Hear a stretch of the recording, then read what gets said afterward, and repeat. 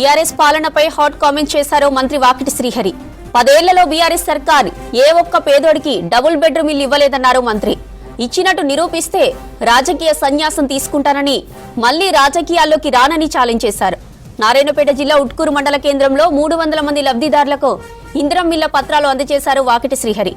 గత ఎన్నికల్లో తన కోసం ఓటు అడగడానికి వచ్చిన కార్యకర్తలపై ఉట్కూరులో దాడి చేశారన్నారు. అయినా ఉట్కూరు ప్రజలకు ఇందిరమ్మ ఇల్లు ఇస్తున్నామని తెలిపారు మంత్రి.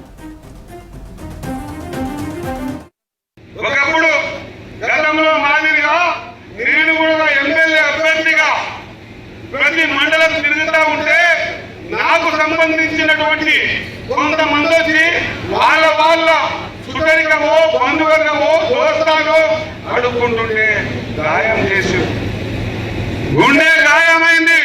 ఆ రోజు ఈ మండలంలో నా కోసం ఎవరో నాకు తెలిసిన వాళ్ళు వచ్చి నాకు తెలియకుండా ఓట్లు అడుగుతుంటే ఈ ఊర్లో చేంజ్ చేసుకున్నారు, ఈ మండలంలో చేంజ్ చేసుకున్నారు.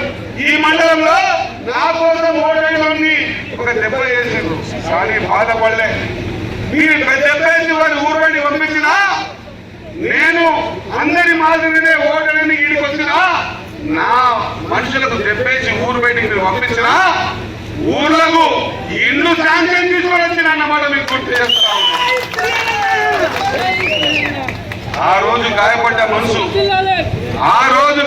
మనసు మీ అందరికి కూడా ఇల్లు ఇచ్చామని చెప్పి ఒక సంకల్పం.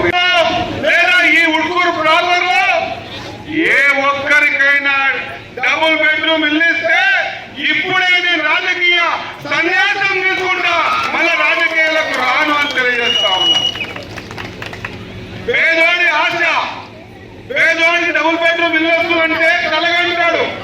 అబ్బో నాకు ఇల్లు వస్తుంది, నాకు ఇల్లు ఇస్తాను మాట చెప్పిండ్రు, మరి నేను వాళ్ళతో పాటు ఉండకపోతే నాకు ఇల్లు పోతాదేమో అని భయం.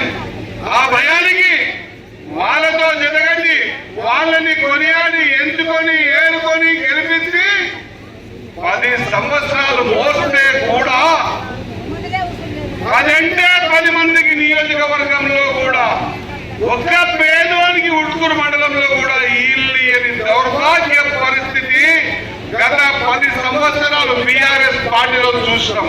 ఒకవేళ నిజంగా ఇచ్చి ఉంటే మీరేమో చేయలేకపోవాల్సిందిగా మీతో కోరుతా ఉన్నా. ఏ ఒక్కరి కలిగిన 10 ఏళ్ళు బీఆర్ఎస్ ఇల్లు వస్తే మీరు చేయలేకపోతే నేను ఇక్కడ నుంచి రాజకీయ సన్యాసం తీసుకుంటా.